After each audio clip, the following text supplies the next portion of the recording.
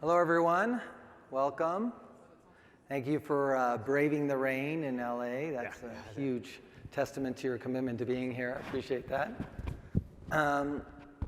Let's start by show of hands. Who's a geek in the audience? Okay, good. We got a few of you. I'm also a geek, was a geek in high school, probably still a geek. The reason I bring it up is because I think that niche content and geekdom have a lot in common. I know for me, as a high school student looking for a tribe, a community, that I bonded with the people that were also into sci-fi and Star Trek and all of those good things. And I think that that's a testament to what niche content can be. No matter how many Netflixes or Disneys are out there, there's always going to be communities that are finding their tribe through niche content. And that's why I went from MGM and Stars to Ripe TV and now Best Ever channels. That's why this board has done what they're doing. And we really have some powerful people here. These are the people that are leading niche content distribution right now. We've got Gene Powell from Shout Factory, who's taken home video content and spread it far and wide across streaming media on various platforms and is doing a lot more than that with live streaming. We have Erick Opeka from Cinedigm, another home video company that transformed into a technology company and an empowerer for those niche channels that he's launching and other people's as well. We have Will Marks from Ovation. Ovation is the old school original niche channel founder or pioneer that is now redefining themselves in streaming media, and William will talk about that. And Erick from Gunpowder and Sky and Dust Channel, also really literally turning things upside down in new media with some streaming channels that redefine what niches are. And then we have John Cody, who's the founder and the CEO of TV4, which has done amazing things. Fast Company named them the most innovative company a couple of years ago, and he's got 30 channels and a whole lot of other great things he's up to. So I'll let the panel introduce themselves, but I really just want to let you know that what we're doing up here is capturing niche audiences and communities and finding retention and sort of an avid base that you can't find with general channels. But we're also creating communities, and that's really what it's all about. So without further ado, I'll let my panel sort of tell you a little bit more about themselves, and we'll dive into the questions. Gene? Hi, my name is Gene Powell. I'm with Shout Factory. Just a little quick background. I've been at Shout for 6 years, but before that I spent 12 years, 6 at Disney and ESPN, then 4 at Fox, and then 2 at NBC Universal. And so my career has mostly been sort of at the intersection of television and digital media. When I was at Fox, I headed up digital and international for Fuel TV, which was the Action Sports cable network, and did a lot of live streaming because in that environment, sports like surfing, for example, doesn't have the audience that you would need to make it successful on broadcast television, but internet streaming gave it the opportunity, but it had a lot of challenges, which I believe you heard some about earlier this morning. Shout Factory, for those of you who don't know who we are, we're an independent entertainment company. Our specialty is really classic and cult TV and film, which is now more of a niche category. And we have a number of digital streaming services, and we're launching more. Our flagship channel is Shout Factory TV, which is classic and cult TV and film that shaped today's pop culture. And we also have a channel just around Mystery Science Theater 3000. And in fact, the Twitch version of that launched today about half an hour ago. So when you're done with this panel, go and check it out. Erick? Hi, I'm Erick Opeka from Cinedigm. If you're not familiar with Cinedigm, we're basically an independent studio distributing content, channels, and services across the ecosystem. If you really think about independent content It's always been dancing at the feet of elephants with a focus on building and cultivating niche audiences. And today in streaming, that's no different. We operate a portfolio of a dozen owned and operated streaming services across every business model, from subscription to ad-supported, including free ad-supported linear streaming.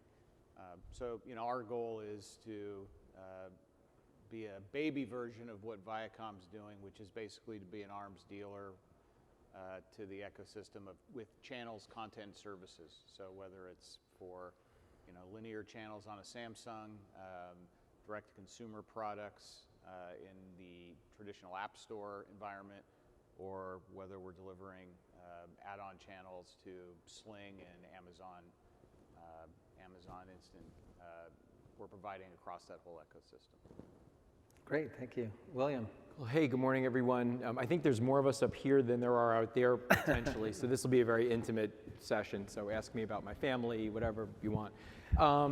So I'm from Ovation Television. We're America's only cable arts television network. We serve 40 million plus subscribers across all the big MVPDs, available nationwide.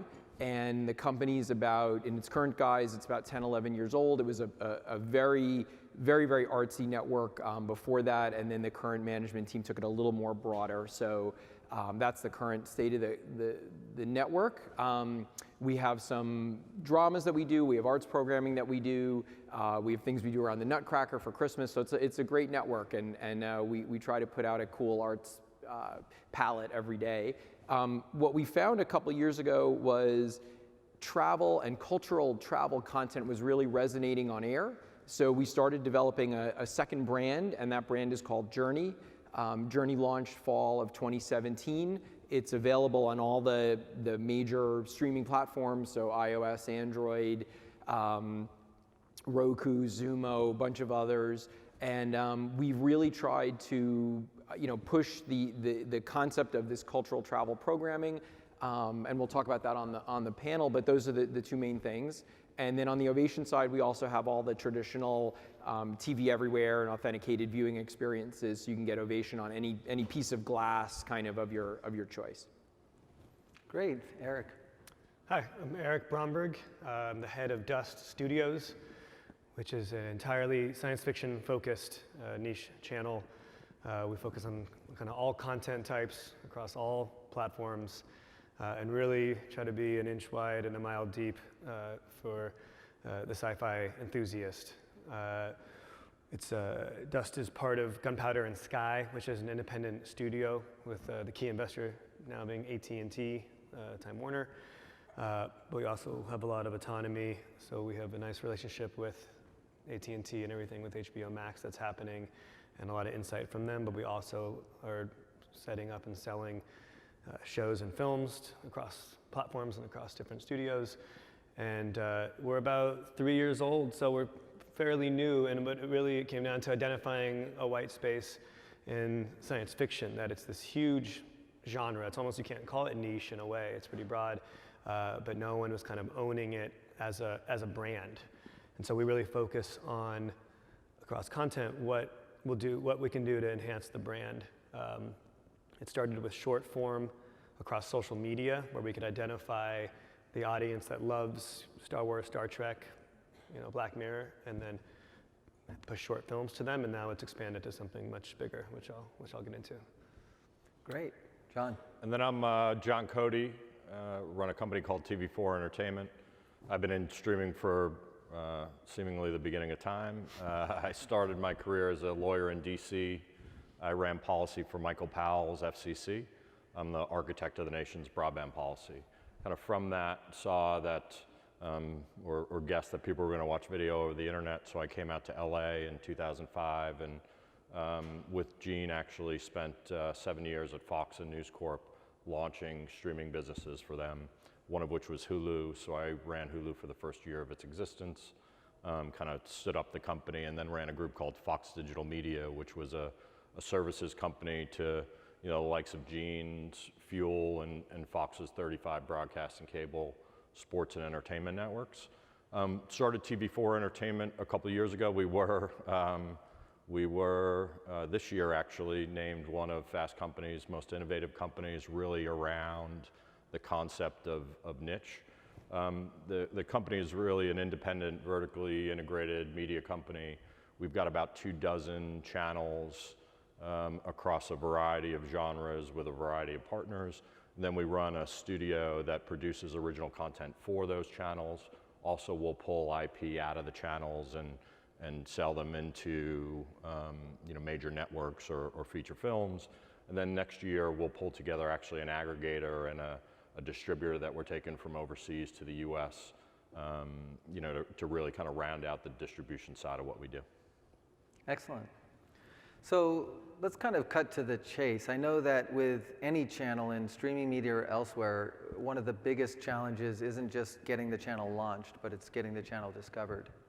And all of you obviously, wake up in the morning wondering how you're going to build an audience today, and have been successful. So talk about that for a minute. I don't know who wants to take it first. Just chime in. Well, I mean, I'll tell you from our experience, we target what we believe are underserved, passionate communities. Communities are people that are bound together by a shared love of something.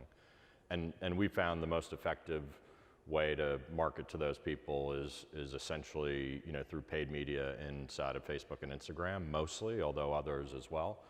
For reasons that, I'm not sure I understand. We've as a world have decided to share our loves and interests on the front end of social media. Facebook in particular has done a very good job of, taking that data on the back end and providing it to advertisers like us. And unlike some other areas, those platforms in particular, you can advertise, move an audience, and have that audience convert to your owned and operated channels. So so one of the luxuries that we have with our content, even though it's classic content, it does have recognition, and it does have a fan base. The fan base may be dormant, and so what we try to do is we try to leverage the talent or leverage something that's going on in pop culture to gain exposure for the content that we are offering. And we do that primarily through programming stunts. So for example, coming up on Thanksgiving, we always do the Mystery Science Theater 3000 Turkey Day Marathon. It's something that the fans have always enjoyed back when it was on television. And since we brought it back online, fans have been really have embraced that as well, and they've been able to sort of interact with other viewers. So that's been very successful. And what we do is we leverage the talent and create promotional stunts, and then that builds buzz within the community, and hopefully it sort of spreads the word out. But we feel like that unless we have something that we can latch onto, whether it's talent or drafting another event that's going on, it's really hard to break through and get exposure for your content. We spend a lot of time with our distribution partners, and this may come from our heritage or the mothership of being a cable network. So we spend a lot of time specifically with Roku, with Zumo, with the teams on the other platforms, trying to figure out what programming they think is doing well, how to be highlighted in partnerships that they're doing. We have a tremendous team.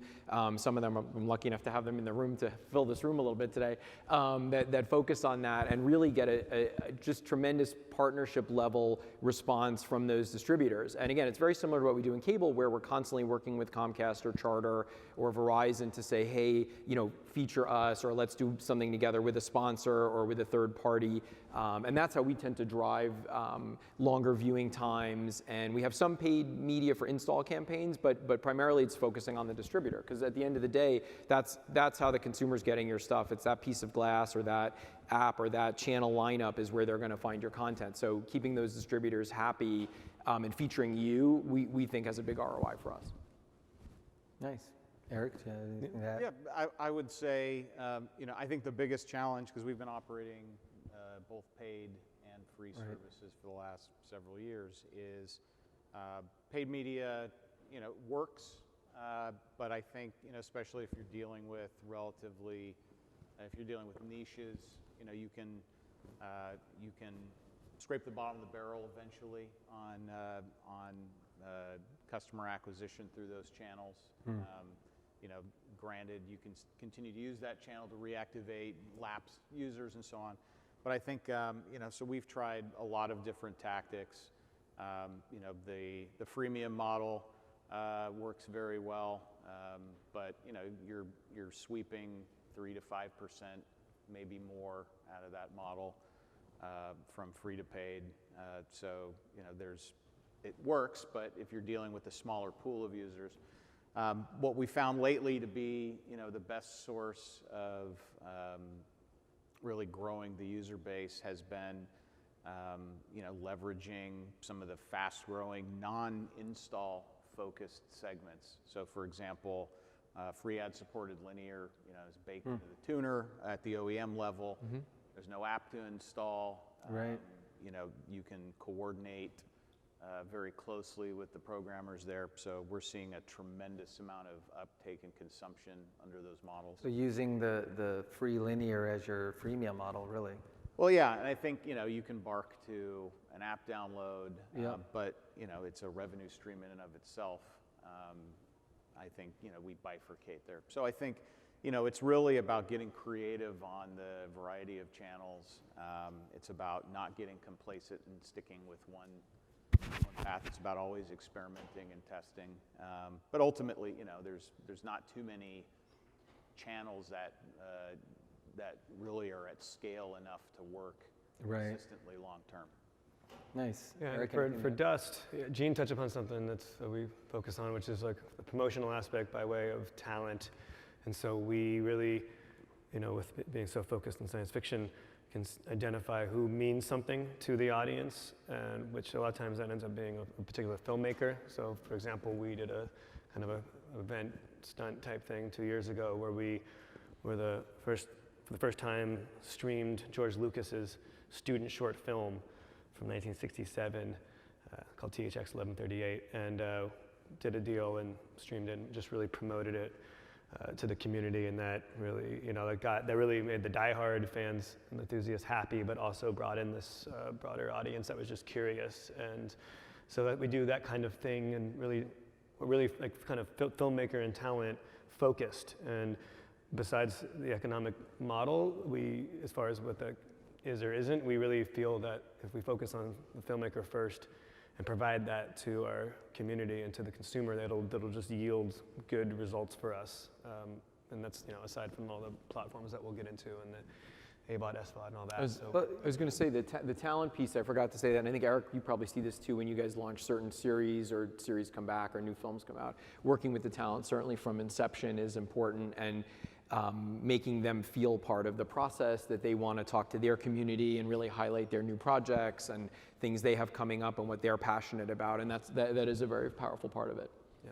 So social media, Facebook, talent, creating events, and then both Ericks actually bring up a sort of freemium model, AVOD, SVOD. Those of you out there know that SVOD was the new I guess a year or 2 years ago. Everyone was doing SVOD, now everyone's doing AVOD, subscription video on demand, advertising video on demand. How do you each find that universe to be working for you or against you? In a niche world, to your point, Erick, it's a smaller universe, so you're pulling a smaller universe into subscription. Does that make the freemium model a necessity? You know, is the advertising paying for your subscription? Is it turning the other way around? What are you finding? Well, I think, you know, in any one of these businesses, there's 3 legs of the stool, right? There's your content spend, your technology spend, and your marketing spend, right? And I think the biggest challenge that we face is on the niche subscription business, the potential reward relative to the amount of spending and investment in the content bucket, at least on the subscription side, makes it an incredibly challenging space to do on a niche level unless A, you control a niche, or B, you can somehow super serve a niche, right? Otherwise, you are, you know, one of hundreds and hundreds of choices. So on the ad-supported side, I think you have less of those limitations. I think it's more about, do you have something that immediately somebody wants to watch right away, right now? I think we've seen we've seen a much faster rate of growth out of the advertising, which tends to scale in a pretty dramatic fashion as you reach devices, whereas on subscription, revenues scale lockstep with the level of customer acquisition spending you're willing to do. Right. So I think now you have to have a broader base of content, right? I don't think anybody's getting rich off of niche ad-supported channels in any one channel. Singularly, maybe a base of them aggregate. or hundreds of them. There's a potential, but I think there's some broad-based niches where call them faith-based or fandom or others that are deep enough that you can build a big enough business. Nice. So the way we kind of look at it is that there's this universe of content, and the content that we have is what I would consider mostly filler content. It's not the type of stuff, with the exception of a few titles, it's not the type of titles that people are going to subscribe to a service just to watch that show. So because of that, we sort of followed more of an AVOD model, except with like the Mystery Science Theater, where we think there's enough fans that could stand up a subscription service. But for the most part, our approach has been more opportunistic. I mean, when we look at an opportunity and enter into a deal, whether it's with Pluto or with or Samsung or something like that, we tend to look at what are the options that we can preserve if we enter into this deal, because we don't know which way the industry is going to go. So as long as it doesn't box us into a specific business model or a specific platform, then we'll enter into it, because at this point it's anyone's guess in terms of like where the industry could go. Anyone else have anything to add? I mean, we're bullish on AVOD. I think Erick touched on it really well in terms of the amount of platforms out there where you can put content in an AVOD way is just growing very quickly, and there's quick adoption on them because you don't have the barrier to subscribe. The big change for us going into 20 is programmatic advertising has gotten so much better, and the quality of the ads and the yields are better. So we're taking back all of our inventory, or as much as we can basically, on all the platforms, and going to control our destiny a little more there. I think the last year and a half, we really thought the partner would do the bulk of that work. And it's funny because when I went through this a decade ago, when I was at E! and Style and the Comcast networks, we went through the same thing. We always went in, the partner promises tremendous sellout and great quality advertising and really big checks every quarter, and they just sell you in a very generic way. And I think taking back that destiny a little bit of for our own products and having our own national ad sales team involved, having some good programmatic partners involved, it's going to make a big difference for us as we roll into the new year. So that's kind of our focus. Yeah, I can dovetail on that just for us, because we're entirely ad-based, and we believe in that model. And I before this, I was at Pluto TV, so I'm an early believer in that. And everything that's been said, we agree with. But on that point, I think, and with all niche channels, the benefit of having your own inventory is that when you can go sell it more directly for that higher CPM, and what that then becomes. So for us, and with sci-fi, we could go to like the Hewlett-Packards and the Intels and the GEs, and if it's with the arts, then it's so your alignment with the targeted advertising starts to become more refined and more sophisticated, and that's, I think we're at an inflection point where that's just going to be further matured in the coming years. Like no doubt. Yeah, the whole DR programmatic auction, just the quality has turned around. Like literally, it just seems to me in the last 12 months, it's probably longer than that, but it's the quality of the ads is so good. They're not just junk, low rent ads anymore. And so it ups the whole feel of the channel or the network, because it has a very consistent feel. You feel like you're getting national advertising all the time, even if you're not. Well, dollars and cents wise, if you're going with AVOD, whether as a freemium model or leading to subscription or that's your bread and butter, it's all going to boil down to view time and you know how many viewers you have. If the viewers are smaller because it's niche, the view time's that much more important. I think most people here know the view time on devices is better than it is in mobile. I mean, what is your strategy for that? I know, John, particularly, you're looking at doing other things to retain an audience other than just showing them video. What's the strategies?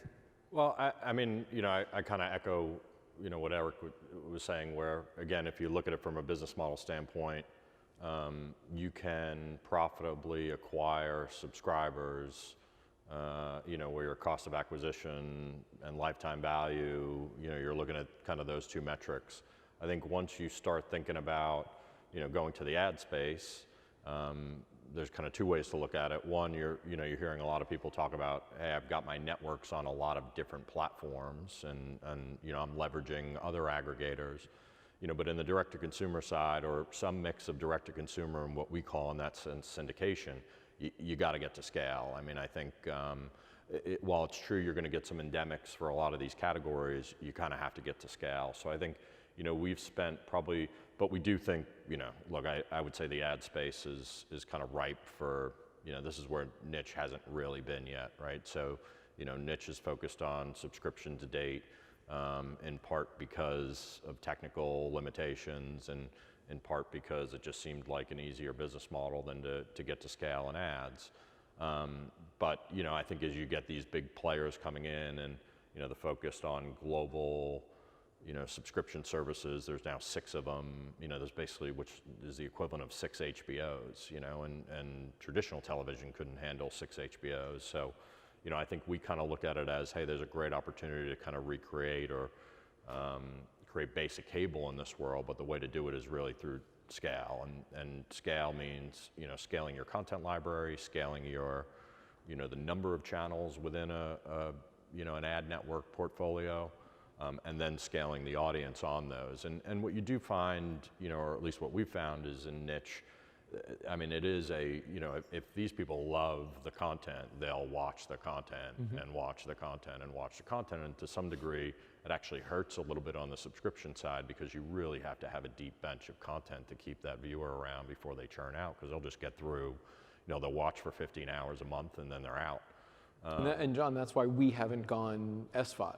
Because for us, there's that deep bench, or, you know, VOD folder issue, and we just haven't been able to cross that. Yeah, I think it makes a ton of sense. But, you know, so we've probably spent the last, you know, 3 months really looking at least on the network side, okay, we've got, you know, a library of 15,000 hours and 25 network brands. You know, how do we increase that to 150,000 hours and 75 or 100 network brands, and kind of unify the back-end infrastructure and go from that, you know, from that side. Now we'll also, you know, we're also bringing an aggregator here, so, you know, we've got our own aggregator. We're looking to distribute. When you're in the network business, you want to be wherever the eyeballs are. So, you know, you're going to want to be on every kind of platform and aggregation. And I think to your point, to the more extent you can own that inventory, you know, the better off you're going to be long term, because ultimately you need that scale. You know, the only real metric that matters is how many ad impressions do I have, right? And then from there you can figure out, well, how do I sell those, and, you know, get a premium price for them. But from a customer retention standpoint, or, you know, getting them to come back again and again, what are you guys up to? Look, for us, it's a relatively simple formula of feed you what you love, right? So, I mean, we kind of, you know, we think that perfect service is the one in which I'm touching your personal passion, whatever it is, whether it is autos or cancer or, you know, whatever it is that, you know, is one of your 3 personal loves in life. And what you find, home and gardens, you know, food, people come and they, you know, they will come back just by the nature that you've touched their, like, you know, personal passion, and they get very connected to these services, to the point where, you know, if you don't keep feeding them, they get disappointed, you know. So I think, you know, that to us is kind of the formula, which is, you know, make sure that every time you come to one of these things, you know, you're personally connected to it, and, you know, you want to keep coming back, you know, to such a thing. We just think the general entertainment space, while it's great to have one if you can figure it out, is very, very difficult.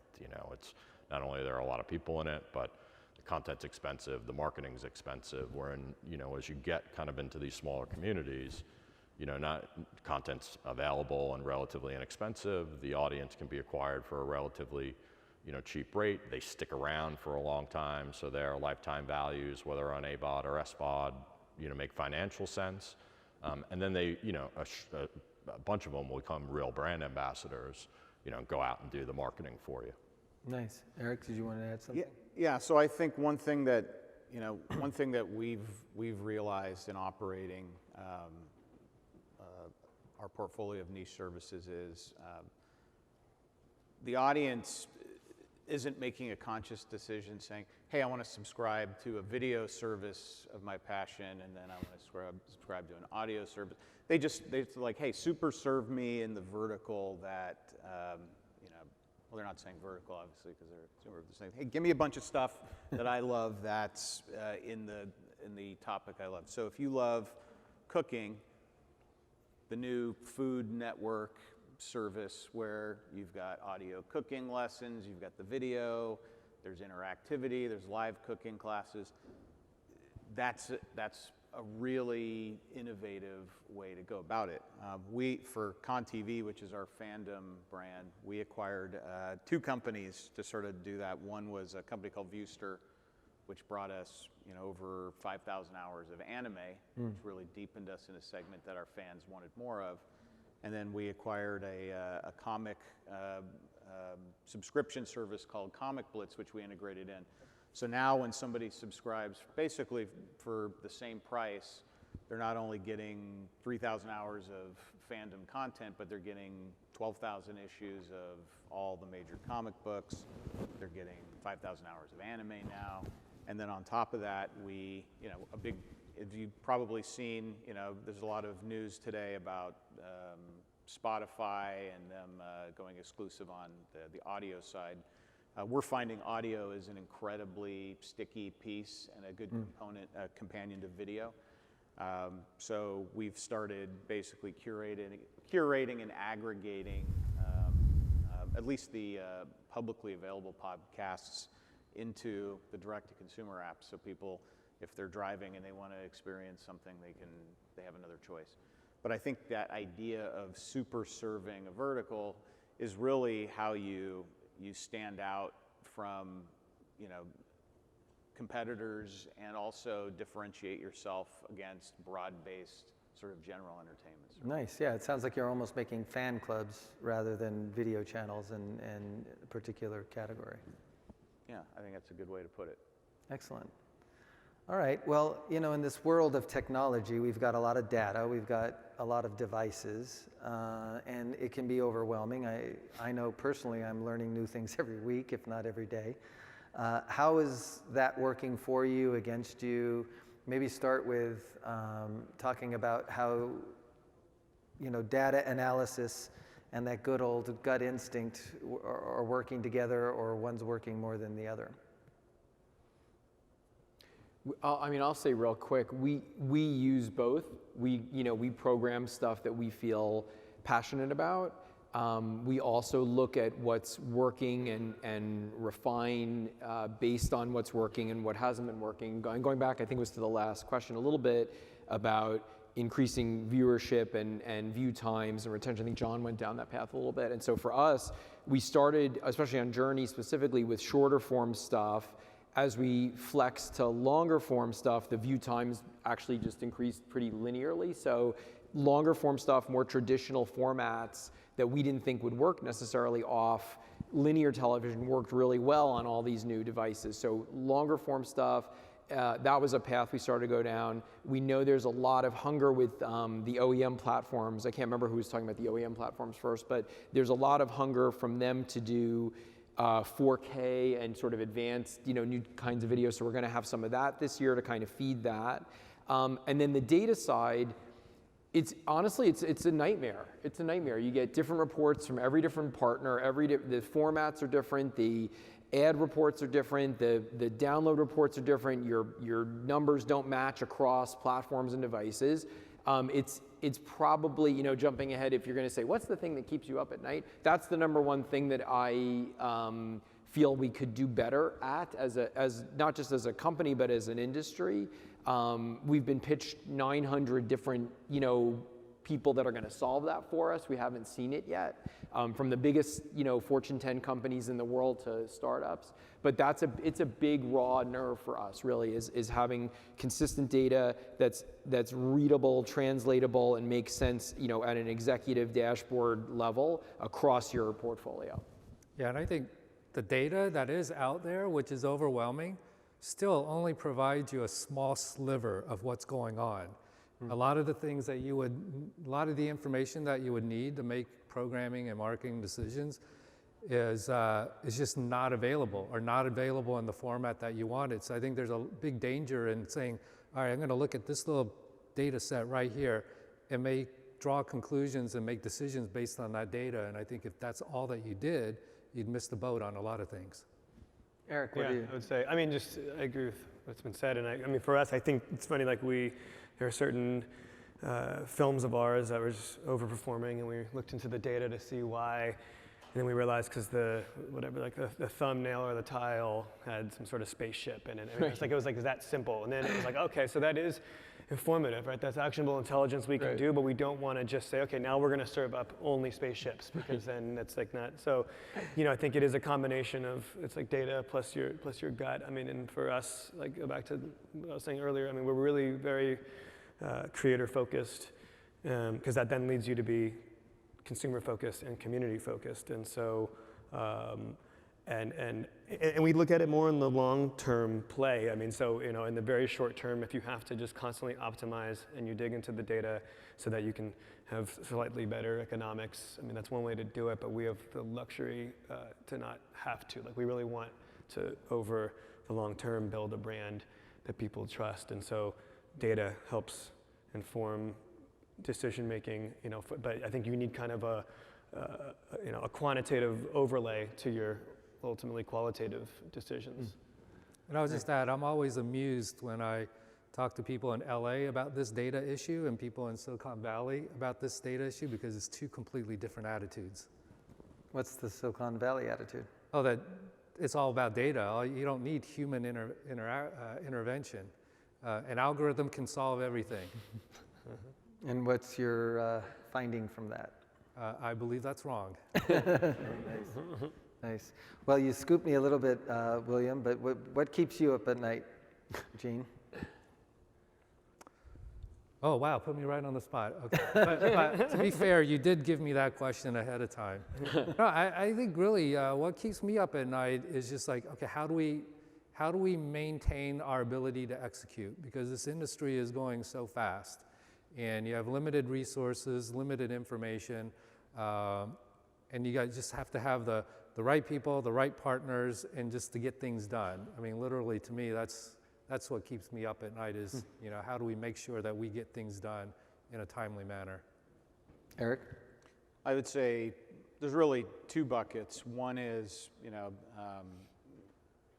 our extreme dependency on third-party platforms that have overwhelmingly crushing pricing power and negotiating power over us, on one hand.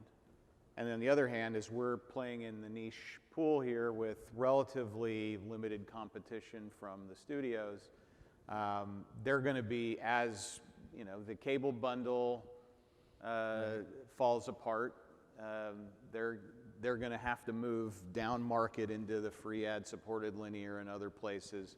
You can already kind of see, what that happening at Pluto with them launch. I think they launched, since this panel started, 11 channels. Yeah. And they're oddly all Nickelodeon channels. Those are just the MTV ones. Yeah. But the big, those channels are kind of locked behind the starting gate due to their carriage and distribution agreements that are going to prevent them from broadly doing those for now.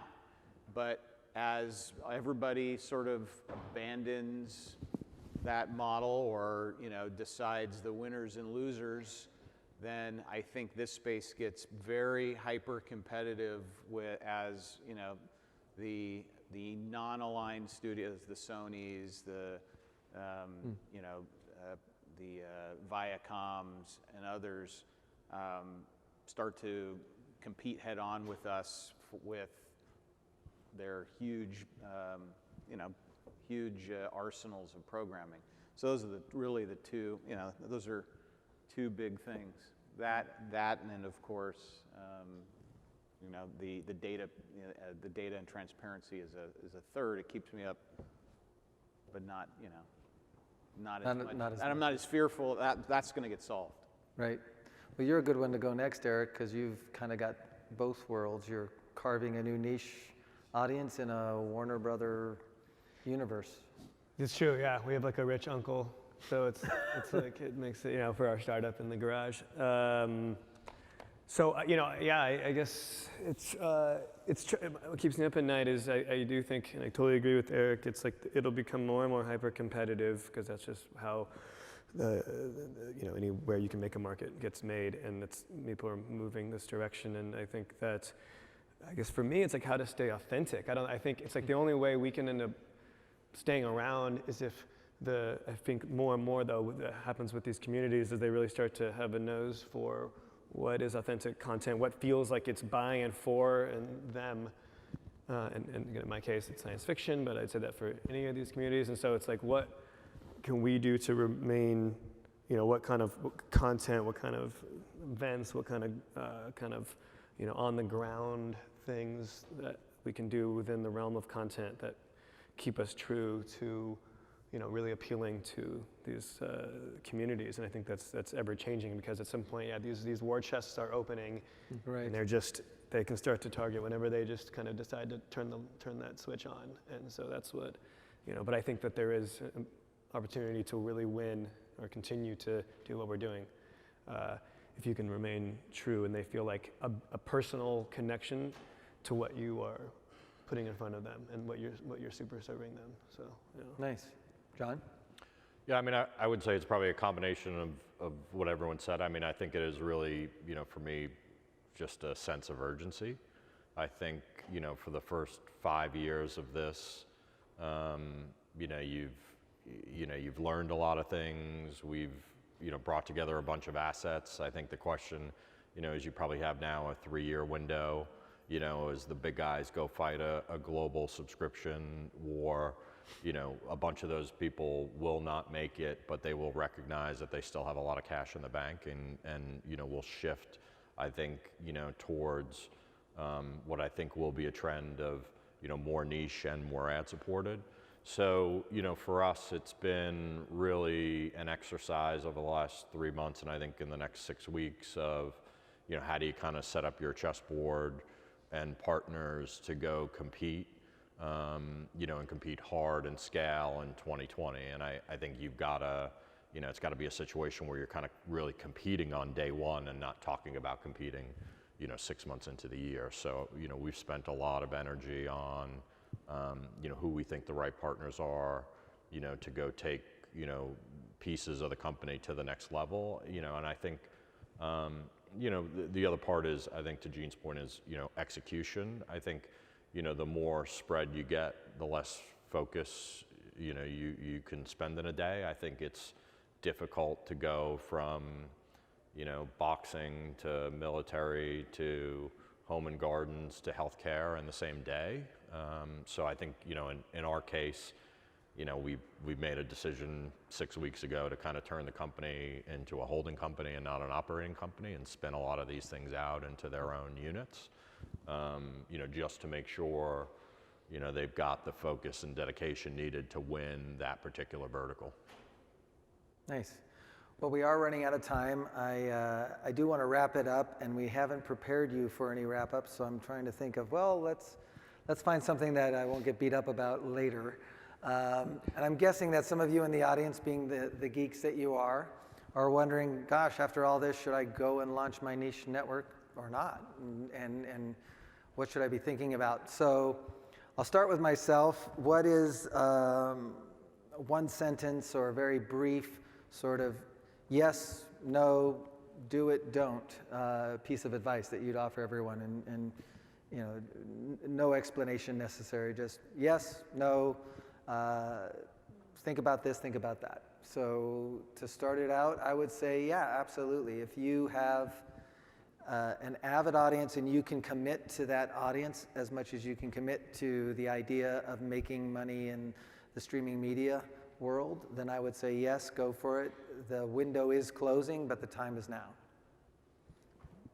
Well, I would say yes, because the space is very big, and I look at this industry very much like the magazine industry of the old, subscription-based. I mean, there's the big magazines like Time Magazine and People Magazine, but then there's a lot of just like niche magazines that in many cases command higher pricing than your mainstream magazines. So, you'll have hundreds or thousands of magazines out there, just like you're gonna have hundreds and thousands of niche OTT services. Eric? I would say yes. The feedback we're finding from the marketplace as it gets more competitive is that brands matter, and the quality of programming matters. It's just so much like, if you kind of look at the advent of basic cable, it was a lot of talking head talk shows and stand-up comedy and low-cost programming, and it graduated into the universe we have today. Well, that cycle that went from 1980 to 2015 is being compressed into 4 years.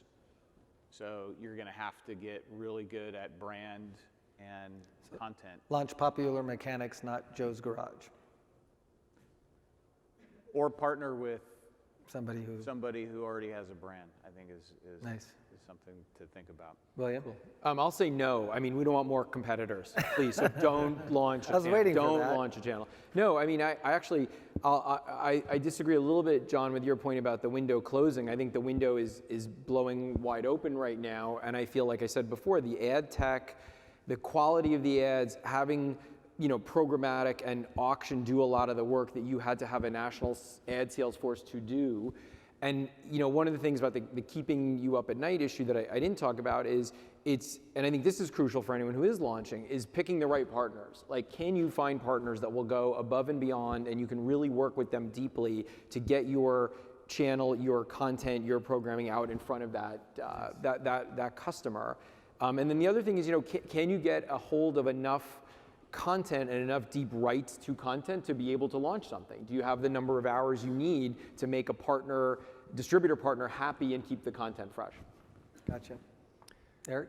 Yeah, I would say yes for all the reasons that have been said, and we are the huge believers in brands, right? So again, that's to the point of how do you differentiate yourself to be in this market now as a brand that can be trusted. I mean, a real trusted brand, because not everything that you put out is going to be what someone or the community will love every single time, but if they trust you, they will come back and say, okay, I didn't like yesterday's content, but I think I'm going to like today's. And I would maybe add, if possible, I would think about building the brand holistically, and it doesn't just mean hours of content and what you put out. With all the different content types out there, like, is there an audio component to what you're doing? Is there, artwork that is interesting, or is there a live component? Is there anything that feels grassroots? And I don't know exactly, depending on the content type, what that is in that arena, if you want to be the wine channel versus, the new chairs channel. But I just think that holistically, if you think about what it is to build your brand and dialogue with your community. So yes, but with all the right pieces in place. hold John, I'm getting the stink eye from everybody. Yeah, I would say no. I think, it's already too late. I think, for you to go and try to launch something today and, have to go through the 3 years of learning, the things that people up here have learned for the last 5 or 6 years, I think it's a little bit of a fool's errand. I think, coming into this year, I was at one of these panels at the end of last year and said, I think, 2019 is very much, for this niche industry in particular, is kind of a join or die moment. And I think, that sense, the only way I would do it is if you found I wouldn't even say a partner, but a company in which, they can give you a pretty much soup to nuts, and you can focus There's on 6 one companies right here, guys. Yeah, I just don't. I mean, I think if you think you're going to go out and try to do this today and go sign up with, some piece of technology to go try to figure this out, you're like, it's way too late, way too late. So it doesn't mean the opportunities, not there and not substantial and not, worthy of time. But I just think you have to be part of a bigger networks group. I mean, all you have to do is look at kind of the traditional pay television system. There's not a whole lot of independent single channel entities out there anymore. I don't think, I don't think single entities survive a broadband television or streaming infrastructure either. All right, well, with that, we'll wrap it up. And thank you very much for being a great audience. Appreciate it. Thank you.